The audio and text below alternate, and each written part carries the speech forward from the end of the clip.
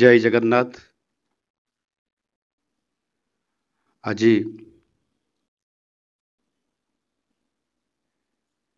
विश्व दक्षता दिवस एवं आज से शुभ अवसर रे आमर यही वर्ल्ड स्किल सेंटर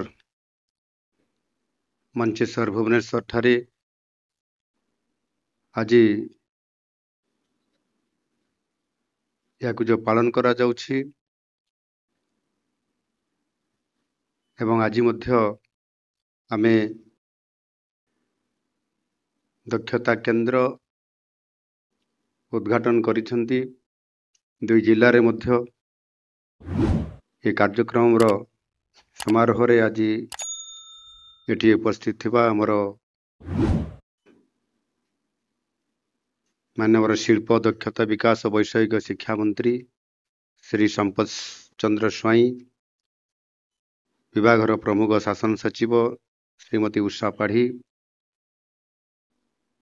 एवं एठी उपस्थित थिबा हमर रश्मिता पंडा, डायरेक्टर स्किल डेवलपमेंट एवं एम्प्लॉयमेंट ओडिशा एवं CO Odisha skill development authority एवं आउ जने हमर अतिथि आम संगे उपस्थित अछंती श्री रघु बाबू। अच्छा मु तांको भी स्वागत जनाउछि। एटी उपस्थित थिबा हमर वरिष्ठ अधिकारीगण, आईटीआई और पॉलिटेक्निक अध्यक्ष तथा प्रशिक्षणगण, एटी उपस्थित थिबा हमर प्रेस एवं मीडिया समस्त बंधु माने एवं अनेक उपस्थित थिबा मोर अति प्रिय शुभेच्छी बंधु माने एवं प्रिय छात्र छात्री माने, विश्व युव दक्षता दिवस रो अवसर रे आज आपण मानकु समस्तंकर सहित आम ओडिशा रे जो नुआ सरकार भी आसी छंती आ से शुभ अवसर रे आज ये दक्षता विकास केंद्र एवं वर्ल्ड स्किल सेंटर रे आपण मानकर सहित आज भेट होइतबारु आपण मानको समस्तंकु राज्य सरकार तरफ एवं मो तरफ अनेक अनेक शुभेच्छा एवं अभिनंदन। दक्षता होउछि प्रगतिर मूलदुआ। युव शक्तिर दक्षता राष्ट्रर शक्तिर मेरुदंड एवं यह एक प्रगतिशील समाजर परिचय मध्य सृष्टि करिथाए। विकास सहित दक्ष मानव सम्बलर चाहिदा आजिर दुनिया रे बढ़िबारे लागिछि। एही आंदोलन रे ओडिशा आगधाड़ी ठिया हवा जो आवश्यकता अछि एवं सेथिरे मध्य आमे समस्ते सामिल होइछंती। आत्मविश्वास और दक्षतार सह एही विश्वस्तरीय आह्वानर मुकाबिला करिया पई युगवर्गंकु प्रस्तुत करिबा एवं समानंकु नियोजित करिबा यह आजिर दिन रे अत्यंत आवश्यकता एवं जरूरी मने पड़ुछि। से शुभ अवसर रे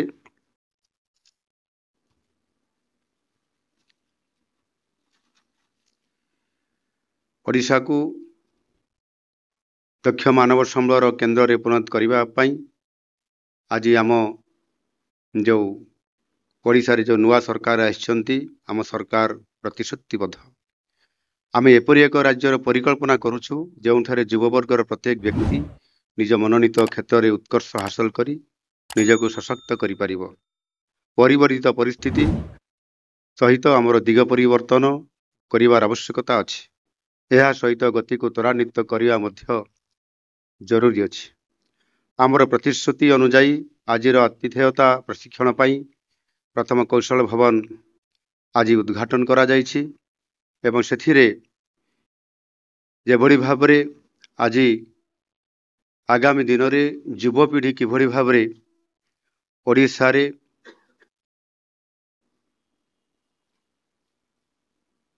प्रशिक्षण नहीं एवं आगामी दिन में जो ओडिशा जो आम मानवर मंत्री मध्य कहते संभावनार आज ओडिशा अच्छी एटी टूरिज्म सेक्टर कथा कहवा एवं एटी इंडस्ट्री हब रो कथा आम कहवा एवं आगामी दिन में ओडिशा को नुआ ओडिशा गठन करिवार जो नुआ सरकार चिंता करिसंती सेथिपाई मध्य जेभली भाव में आज तार प्राथमिकता दौरान ताहा निश्चित भाव में आगामी दिन में खूब शीघ्र ओडिशा अन्य राज्य सहित प्रतियोगिता करी बहुत आगक जीव आउ सेथिपाई मध्य आहुरी खूब शीघ्र 9टी कौशल भवन प्रतिष्ठा करा जिवो। यह द्वारा आम युवक माने आतिथ्यता और आनुषंगिक क्षेत्र में तालीम पाइबार सुजोग मध्य पाइबे। ओडिशा को पर्यटन जो हब कथा मु कहूची ये जो कौशल विकास केन्द्र एटी जो मान को तालीम दिया जिवो जो मान को प्रशिक्षण दिया जिवो से माने आगामी दिन में पर्यटन सहित विभिन्न क्षेत्र में जहाँ संभावना अच्छी तार सहित सहभागितार एवं सहयोग जो आमको आगको जीवाई पड़ो एवं से बड़ भूमिका रहिबो दक्ष मानव संबल तैयारी करिबारे जो आमर कौशल भवन गुड़िकर उपयोगिता आगामी दिन में करिबो ता निश्चित भाव में सक्षम तो हबो एवं आगामी दिन में मध्य आमर विकासर गति को बहुत आगको नहीं पारिबो। दक्षता विकास एवं वैषयिक शिक्षा आम सरकार प्राथमिकता ये कथा मु कहिछि। आगामी दिन में सेथिपाई मध्य जो किछि दिन पर आमर विधानसभा आसीबो बजेट बसिबो एवं से बजेट रे मध्य ये दक्षता क्षेत्र में गुणात्मक उन्नति पाई यह गुरुत्व आरोप करा जायछि एवं स्वतंत्र भाव में बजेट रे मध्य व्यवस्था करा जाउछि। भित्तिभूमि क्षेत्र में आमर पुंजीनिवेश बढ़ुथिबारु दक्ष मानव संबलर चाहिदा द्रुत गति रे वृद्धि पाउछि। आगामी दिन में यार आवश्यकता को आहुरी अनुभूत हब। तेणु निर्माण क्षेत्र युववर्ग को दक्ष करने आमे प्राय 10टी विश्वकर्मा केन्द्र स्थापन करूँ। आम सरकार स्थानीय क्षेत्र में दक्षता वृद्धि पाई जो जिला गुड़ी को सशक्त करने उपरे गुरुत्व दौरान शिल्पर स्थानीय आवश्यकता को पूरण करने दिगरे दक्षता विकास कार्यक्रम विकेन्द्रीकरण आवश्यकता अच्छी। से सबु जिले में जो नुआ ओडिशा जिला दक्षता केन्द्र प्रतिष्ठा जो करा जाउछि आज मध्य 2टी जिले में ये शुभारंभ करागला। यह सहित मुख्यमंत्री स्किल डेवलपमेंट फेलोशिप मध्य जो आरंभ करागला। जिला प्रशासन को दक्षता विकास रे सहयोग करने मुख्यमंत्री दक्षता विकास फेलो मानकर भूमिका ये निश्चित भाव में आगामी दिन में आहुरी बहुत बढ़िबो एवं दक्षतार गुणवत्ता हासिल करिबारे आम पिला मानकर उपरे बहुत गुरुत्वपूर्ण भूमिका आगामी दिन में नेब। शिल्प गुड़िकर आवश्यकता अनुसार उन्नत मानर दक्षता हासिल करि पारिले युवक युवती माने नियुक्ति योग्य हो पारिबे। आज घोषणा करा जाइथिबा सीएम एस्पियर कार्यक्रम रे दक्षतार विभिन्न दिग उपरे विभिन्न समय मध्य यार आलोकपात आगामी दिन में करा जिवो। एबे आम सरकार आसिला परे ओडिशार जो संभावना अच्छी शिल्प क्षेत्र रे एवं ताहा सहित टूरिज्म सेक्टर रे एवं अन्यान्य सेक्टर रे मध्य ये संभावना को आधार करी गत किछि दिन पूर्वरु मो सहित आमर 2 जन उपमुख्यमंत्री मध्य दिल्ली गस्थ में करिथिलु। सेठी प्रधानमंत्री समेत अन्य समस्त विभागीय मंत्री मान सहित ओडिशार संभावना को आग को किभली भाव में सफल रूपायन हो पारिबो सेतिपाई तांकर सहित अनेक विषय रे अनेक प्रसंग रे आलोचना मध्य होईछि एवं परवर्ती पर्याय जेते बेले आमे एठी ओडिशा फेरिला परे मध्य ସାରା ଭାରତ ବର୍ଷର ବିଭିନ୍ନ ଶିଳ୍ପୋଦ୍ୟୋଗୀ ସେମାନେ ମଧ୍ୟ ଏହାର ଦୃଷ୍ଟି ଆକର୍ଷଣ ହେଇଥିଲେ ଏବଂ ସେଠି ଯେଉଁ ଆମେ ବିଭିନ୍ନ ବିଷୟରେ ଆଲୋଚନା କରିଥିଲୁ ତାକୁ ଆଧାର କରିକିରି ଅନେକ ଉଦ୍ୟୋଗପତି ଓଡ଼ିଶା ଭୁବନେଶ୍ୱର ଆସି ଆମ ସହିତ ଦେଖା ବି ସେମାନଙ୍କର ସହିତ ହେଇଛି ଏବଂ ତା ଭିତରେ ଅନେକ ପ୍ରସ୍ତାବ ବି ଆସିଛି। ଆପଣ ଆଶ୍ଚର୍ଯ୍ୟ ହେବେ, ଆମର ଯେଉଁ ଅଛି ଆମେରିକାର ଯେଉଁଠି ବିଭିନ୍ନ ଶିଳ୍ପ ଏବଂ ସଫ୍ଟୱେୟାର ର ଅନେକ କାମ କରାଯାଉଛି ଏବଂ ୱାର୍ଲଡର ବିଭିନ୍ନ ଜାଗାରେ ମଧ୍ୟ ଯେଉଁଠି ଯେଉଁ ଉଦ୍ୟୋଗ ଏବଂ ଅନେକ ସଫ୍ଟୱେୟାରର କାମ ଗୁଡ଼ିକ କରାଯାଉଛି, ଯେମିତି ଆଜି ଦିନରେ ବହୁତ ଆବଶ୍ୟକତା ଅଛି ସେମିକଣ୍ଡକ୍ଟର। ଏ ସେମିକଣ୍ଡକ୍ଟରକୁ କିଭଳି ଭାବରେ ଡେଭଲପ କରାଯିବ ଏବଂ ଇଣ୍ଡିଆରେ କରାଯିବ, ସେଥିପାଇଁ ମାନ୍ୟବର ପ୍ରଧାନମନ୍ତ୍ରୀ ମଧ୍ୟ ଏହାର ପ୍ରୟାସ କରିକି ଏହାକୁ ବହୁତ ଆଗକୁ ନେବା ପାଇଁ ଚାହୁଁଛନ୍ତି। ଆଜି ବାଙ୍ଗାଲୋରରେ ଅହମ୍ମଦାବାଦରେ ତାର ଶିଳ୍ପ ପ୍ରତିଷ୍ଠା ହେଇକରି ସେ କାମ ଆଜି ଆଗେଇ ଚାଲିଛି ଏବଂ ସେମାନେ ମଧ୍ୟ ସେ ଯେଉଁ ଭାଟିକାନ ଆମେରିକାରେ କେଉଁ ଯେଉଁ ସଫ୍ଟୱେୟାର ସିଟି ଅଛି ସିଲିକନ୍ ଭ୍ୟାଲି, ସେଠୁ ମଧ୍ୟ ଗୋଟିଏ ଟିମ୍ ଆସିଥିଲେ। ସେମାନଙ୍କ ନେତୃତ୍ୱ ନେଉଥିଲେ ଆମର ଜଣେ ଓଡ଼ିଆ ନେତୃତ୍ୱ, କ'ଣ ତାଙ୍କୁ କି ସମ ପଟ୍ଟନାୟକ, ସିଏ ବି ଆସିଥିଲେ, ପୁରା ଟିମ୍ ନେଇକି ଆସିଥିଲେ ଏବଂ ଏଠି ଆମକୁ କିଭଳି ଭାବରେ ସେମିକଣ୍ଡକ୍ଟରର ଆଶା ଏବଂ ସମ୍ଭାବନା ବେଶୀ ଅଛି ଭାରତରେ ଏବଂ ତାଠାରୁ ମଧ୍ୟ ସେମାନେ ବେଶୀ ଚାହିଁଲେ ଯେ ବାଙ୍ଗାଲୋର ଅହମ୍ମଦାବାଦରେ ହେଇଛି ଏବଂ ଓଡ଼ିଶାରେ ମଧ୍ୟ ତାହାର ଗୋଟିଏ ବଡ଼ ମାନେ ସୁଯୋଗ ଅଛି ଏବଂ ତାହା ମଧ୍ୟ ଆମର ଯେଉଁଟା ଆମର ସି ଉପରେ ସି ବେସ୍ରେ ତାହାର ସମସ୍ତ କେବୁଲିଂ ହେବ ଏବଂ ସିଧାସଳଖ ସିଙ୍ଗାପୁରରୁ ପୁରୀ ସହିତ ତାର ଯୋଗାଯୋଗ କରାଯାଇପାରିବ। ସେଥିପାଇଁ ସେମାନେ ଗୋଟିଏ ପ୍ରେଜେଣ୍ଟେସନ ମଧ୍ୟ ଆମକୁ ଦେଇଥିଲେ। ତାର ଡିଟେଲ କରିବା ପାଇଁ ମଧ୍ୟ ମୁଁ ଅତ୍ୟନ୍ତ ଆନନ୍ଦିତ ହୋଇ ଖୁସି ହେଇକରି ଏ କାର୍ଯ୍ୟକ୍ରମକୁ ଆଗେଇ ନେବା ପାଇଁ ମଧ୍ୟ ମୁଁ ପରାମର୍ଶ ଦେଇଛି। ସେମାନେ ବୋଧେ ଆଉ କିଛି ଦିନ ପରେ ଆଉ ଥରେ ଆସିବେ ଏବଂ ଏଇ ଯେଉଁ ସମ୍ଭାବନା ଅଛି, ଆଉ ଆଜି ଦିନରେ ଆମେ ଯେଉଁ ଏଠି ଦକ୍ଷତା କଥା ବା ସ୍କିଲ୍ ଡେଭଲପ କଥା ଆମେ ଚିନ୍ତା କରୁଛୁ, ଯେ ସେ ପ୍ରକାରର ବେସ୍ ଆଜି ଆମେ ଏଠି ତିଆରି କରିପାରିବା, ଆମ ପିଲାଙ୍କୁ ପ୍ରଶିକ୍ଷଣ ଦେଇପାରିବା, ସେମାନଙ୍କୁ ଯୋଗ୍ୟତା ତିଆରି କରିପାରିବା, ସେମାନେ ସେଠି ମଧ୍ୟ ଏ ପ୍ରକାରର ୱାର୍ଲଡ କ୍ଲାସର ଏ କାର୍ଯ୍ୟକ୍ରମରେ ମଧ୍ୟ ସେମାନେ ଭାଗ ନେବା ସହିତ ଓଡ଼ିଶାକୁ ଆମକୁ ନୂଆ ଓଡ଼ିଶାରେ ବିକଶିତ ଓଡ଼ିଶା ଗଠନ କରିବାରେ ଇଏ ଗୋଟେ ବହୁତ ବଡ଼ ଭୂମିକା ହେବ। ଆଜି ଆହୁରି ତା ସହିତ ମଧ୍ୟ ସେମାନେ ଆମକୁ ବିଭିନ୍ନ କ୍ଷେତ୍ରରେ ବିଭିନ୍ନ କରିଡର କରିବା ପାଇଁ ପ୍ରସ୍ତାବ ଦେଉଛନ୍ତି, ପୋର୍ଟ ବେସ୍ ଇଣ୍ଡଷ୍ଟ୍ରି କରିବା ପାଇଁ ଚାହୁଁଛନ୍ତି ଏବଂ ସେଥିପାଇଁ ଇନଫ୍ରାଷ୍ଟ୍ରକ୍ଚରର ବିଭିନ୍ନ ଆବଶ୍ୟକତା ହେଉଛି ଏବଂ ଏହାକୁ ଦେଖିଲେ ସବୁ ଶିଳ୍ପୋଦ୍ୟୋଗୀ ମାନେ ଗୋଟିଏ ଦିନ ପରେ ଗୋଟିଏ ଦିନ ସେମାନେ ଆସିବାରେ ଲାଗିଛନ୍ତି, ଆମ ସହିତ ସମ୍ପର୍କ ତିଆରି କରୁଛନ୍ତି,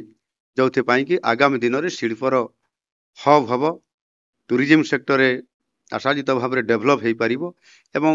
ଏହାର ଉପଦେୟତା କେତେବେଳେ ହେଇପାରିବ, ଆମେ ଯେତେବେଳେ ଏଇ ସ୍କିଲ୍ ସେଣ୍ଟରକୁ ଆହୁରି ଆଗକୁ ନେଇ ସାରିଥିବା, ଆମ ପିଲାମାନେ ଦକ୍ଷତାର ସହିତ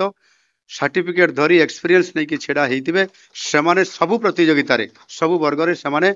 କାଲି ଯେତେବେଳେ କ୍ୟାମ୍ପସ ହେବ, ଏଠି ମୁଁ ଶୁଣିଲି କ'ଣ କ୍ୟାମ୍ପସ ହେବାର କାର୍ଯ୍ୟକ୍ରମ ଅଛି କେଉଁ ସବଜେକ୍ଟରେ ଏବଂ ସେମାନେ କାଲି ଯେତେବେଳେ ଏ କୋର୍ସ କରୁଛନ୍ତି 70% କୋର୍ସ ସାରିଲେଣି, ସେମାନେ କ୍ୟାମ୍ପସ ଫେସ୍ କରିବେ। ଏଇ ଅପରଚ୍ୟୁନିଟି ଆସିଗଲାଣି, ଆଗାମୀ ଦିନରେ ବହୁତ ଆଗକୁ ଆମେ ଯାଇପାରିବା ଏବଂ ମୁଁ ଯେଉଁ ସେମିକଣ୍ଡକ୍ଟରର କଥା ମୁଁ କହିଲି, ଆଜି ସେମିକଣ୍ଡକ୍ଟର କହିଲେ ଆମର ଯେଉଁ ଆମେରିକା ପରେ ଯେଉଁ ରହିଛି କ'ଣ ସେ ଆମର ଚାଇନାକୁ ଲାଗିକି ଯାହାର ସହିତ ଚାଇନା ଯୁଦ୍ଧ କରିବାକୁ କହୁଛି ତାଇୱାନ, ସିଏ ଆଜି ୱାର୍ଲଡରେ ଚମତ୍କୃତ କରୁଛି, ତା ପାଇଁ ଆମେରିକା ସୁରକ୍ଷା ଦେବା ପାଇଁ ବାହାରୁଛି, ଚାଇନା ତାକୁ ନେଇଯିବା ପାଇଁ ଚାହୁଁଛି। ଇଏ କାହିଁକି? କେବଳ ଏଇ ସେମିକଣ୍ଡକ୍ଟର ସହିତ ଯେଭଳି ଭାବରେ ଏଇ ଯେଉଁ ଚିପ୍ସ ଏବଂ ଅନ୍ୟାନ୍ୟ ଯେଉଁ ସାମଗ୍ରୀ ସେ ଉତ୍ପାଦନ କରୁଛନ୍ତି, ଯେତିକି ଡେଭଲପ କରୁଛନ୍ତି, ତାକୁ ଆଗାମୀ ଦିନରେ ଏ ଭାରତରେ କେମିତି ଆମେ ଆମର ସବୁ ସମ୍ଭାବନା ଆମର ଇନଫ୍ରାଷ୍ଟ୍ରକ୍ଚର ବି ଅଛି, ମୋଦିଜୀ ଏ କଥାକୁ ଅତି ଗୁରୁତ୍ୱର ସହ ବିଚାର କରିଛନ୍ତି ଏବଂ ଆମେ ଯାହା ଏଠି ଅନେକ ଜାଗାରେ ଦେଖିଲୁ ଯେ ଭାରତର ଯଦି ବିକାଶ ହେବ, ଭାରତ ଯଦି ବିକଶିତ ହେବ, ମୋଦିଜୀଙ୍କର ସ୍ୱପ୍ନ ଅଛି 2047 ମସିହା ସୁଦ୍ଧା ଭାରତ ବର୍ଷକୁ ବିକଶିତ ଭାରତରେ ପରିଣତ କରିବା ପାଇଁ। ସେଥିପାଇଁ ଆମକୁ ମଧ୍ୟ ସେଇ ରାସ୍ତାରେ ଯିବା ପାଇଁ ପଡ଼ିବ। ତାଙ୍କର ପ୍ରଥମ ସନ୍ଦେଶ ଅଛି ଯେ ଯଦି ଏହା ବିକାଶ ହେଇପାରିବ, ଭାରତ ବର୍ଷ ବିକଶିତ ହେବ 2047 ମସିହାରେ, ତାହେଲେ ଯଦି ଭାରତର ପୂର୍ବ ଭାରତ ବିକାଶ ହେବ, ଅର୍ଥାତ୍ ଓଡ଼ିଶା ସମେତ ଆଉ ପାଖାପାଖି ପଡ଼ୋଶୀ ରାଜ୍ୟ ଏମାନଙ୍କର ଯଦି ଡେଭଲପ ହେଇଯିବ ସବୁ କ୍ଷେତ୍ରରେ, ताले भारत विकसित हेबारे आउ प्रतिबंधक रहिबो नाही। सेतिपाई संभावनार जो ओडिशा अछि एवं आज माननीय प्रधानमंत्री अत्यंत प्रीत एवं खुशी अछंती आम ओडिशा उपरे आमको घंटे समय देले ओडिशार विकास केमती पारिबो ओडिशा आगु केमती जाई पारिबो सेतिपाई सेटा हमको विभिन्न प्रकार परामर्श देले एटा आम पई गोटे बहुत बड़ संभावनार कथा अछि। 5 वर्षरे 25 वर्षर आगामी 12 वर्षरे आमको जेतेबेले उत्कल प्रदेश गठनर आमर 12 वर्ष पर शतवार्षिकी आम पालन करवा सेतेबेले ओडिशा को आम को स्तर में पहुंचेबा से योजना आज सरकार चिंता करुछंती एवं ताहार शुभारंभ करने जाउछंती। आम 100 दिन कार्य खसड़ा आमर प्रस्तुत थिला ये 100 दिन कार्यक्रम भितर ये जो आज जो उद्घाटन करागला आमर कौशल भवन एवं से जो कोर्स गुड़िक आसो जो कार्यक्रम आम रखीचु ये भी गोटे ता भितर थिला जहाँकि आज एठी आरंभ हो पारिला शुभारंभ ये बड़ मध्य 100 दिन कार्यक्रम भितर अच्छी एणु मुझे निश्चित भाव में आज आपण मैंने समस्ते या किभली भाव में आम समस्ते मिलित भाव में सामग्रिक भाव में नहीं पारिबा एवं मोदीजी जहाँ कहते जे आपण मैंने मते डबल इंजिन रो सरकार दियंतु मु आपण मानकर ये ओडिशा समेत भारत वर्ष को विकसित करिबारे बहुत आगक नहीं जीवी आपण माने समस्ते ताकू ग्रहण करले समर्थन करले एवं आज डबल इंजिन सरकार भी है अनेक समय कौन सी जगह केंद्र सरकार योजना कले राज्य में कौटी कौन सी कारण अटकी जाऊला डबल इंजिन सरकार हेले ये अटकबार ना 100 दौड़बार ये गोटे प्रारंभिक स्थित आसी पहुंची जाइए निजे पार्लियामेंट रे जिते संसद भवन में मोदीजी कथा रखिले भाषण रखिले जे ये जो ट्रेन चलीला ये ट्रेन इंजिन परे जो प्रथम बगी होउछि ओडिशा एवं ओडिशा को से एते प्राथमिकता देइछंती इवन एभली भाव से जो मस्को जाइए विभिन्न कार्यक्रम में सामिल हेले ओडिशार नाम को से बारंबार उच्चारण कर ओडिशा को केमती आकु नेबे कथा से कहउछंती एपटे ओडिशार से नाम नौछंती सेपटे आमर बालुका शिल्पी सुदर्शन पट्टनायक मस्को जाइए वर्ल्ड रो जो गोटे कंपटीशन थिला किछि देवता मानकर प्रतिमूर्ति एवं बालुका शिल्पी रे ताकू किभली भाव में दक्षता प्रदर्शन करेबे से दक्षतार से वर्ल्ड रे चैंपियन हेले स्वर्ण कप नेले वन हेले सारा विश्व रे ये कथा मध्य आज प्रतिफलित होइछि एणु आज आम बहुत आगक जावाई आम भितर जो मनर उत्साह बढ़ी एवं आम आग्रह बढ़ी एवं आज जहाँ ये किसी आमर पिला माने देखले ये जो जो कथा आज देखले मुझे देखिली भारी चमत्कृत लगिला एवं से आम आउ पछरे ना ओडिशा आम कंपिटिशन रे अच्छु आगामी दिन में ओडिशा 2036 मसीहा जिते बड़े आमर उत्कल प्रदेश गठन 100 वर्ष हम से आम आ पछरे नथिबा भारत वर्षर अन्य जेकोसी डेभलप स्टेट ठारू आमे समान थिबा किंबा आमे नंबर 1 हेतिबा इथिरे आ संदेह हेबो नाही। एणु आज एठी ये जो कार्यक्रम हेछि यह आम पई गोटे बहुत प्रेरणा अछि आउ भारत सरकार श्रम नियुक्ति मंत्रालय द्वारा स्थापित होता मॉडल कैरियर और सेंटर गुड़िक दृढ़ करने युवक युवती मान सबुठ बड़ हूँ नियुक्ति ता सहित सृष्टि करने एवं से दक्षता सृष्टि करवा नुआ नुआ कथा को उद्भावन करवा गवेषणार भावना सृष्टि करने सहित आमर पिला मानकु आमे विदेशर सर्वोत्तम अनुष्ठान रे उच्च वैषयिक शिक्षा ग्रहण करिबारे सुजोग देवा होउछि आम ए अनुष्ठान सबुठारु बड़ उद्देश्य। एणु आमे चलित वर्ष अंतरीण बजेट दक्षता पाई मध्य किछि व्यवस्था बजेट रे रखा हेछि आगामी वर्ष गुड़िकरे बोध हुए या पाई 30 कोटी टंकार आवंटन करा जाइछि। आगामी दिन में समस्त पारिपार्श्विक स्थिति को देखिकी यार जहाँ भी अर्थ आवश्यकता हम ताहा आम सरकार संपूर्ण भाव में ताकू पूरण करेंगे। दक्षता विकास पर आम एक रोड मैप प्रस्तुत करूँ आगामी 2-3 वर्ष मध्य आम युवपीढ़ी से आग्रह आधार दक्षता पाठ्यक्रम में प्रवेश करने सहित शिल्पर चाहिदा अनुजाई से योग्यता हासिल करेंगे और से नियुक्ति पाइबारे सुजोग रे प्रथमता प्राथमिकता रहिबो। यह आम युवपीढ़ी पर निश्चित भाव में भविष्य निर्माण करबारे सहायक हम। एणु आज मु लंबा अधिक कहवाई चाहूना आपण मानकर दक्षता प्रतिभा कठिन परिश्रम ଏକ ସମୃଦ୍ଧ ଓ କୁଶଳୀ ରାଜ୍ୟ ଗଠନ କରିବାରେ ପ୍ରମୁଖ ଭୂମିକା ରହିବ ଏବଂ ସେଥିପାଇଁ ଆମେ ସମସ୍ତେ ମିଳିମିଶିକରି ସାମଗ୍ରିକ ଭାବରେ ଓଡ଼ିଶାକୁ ଭାରତ ବର୍ଷରେ ଆଗକୁ ନେବା ସହିତ ଆମର ବିଶ୍ୱସ୍ତରୀୟ ବା ଏହାକୁ ଆଗକୁ ନେବା ପାଇଁ ନିଶ୍ଚିତ ଭାବରେ ସହାୟକ ହେବ। ଏଣୁ ଆମର ଯେଉଁ ବିକଶିତ ଓଡ଼ିଶା ଗଠନ କରିବା ପାଇଁ ଯେଉଁ କଥା ରହିଛି ତାର ଯେଉଁ ସମ୍ଭାବନା ଅଛି ତାକୁ ଆମେ ନିଶ୍ଚିତ ଭାବରେ ହାସଲ କରିପାରିବା। ଧନ୍ୟବାଦ। ଜୟ ହିନ୍ଦ। ବନ୍ଦେ ଉତ୍କଳ ଜନନୀ।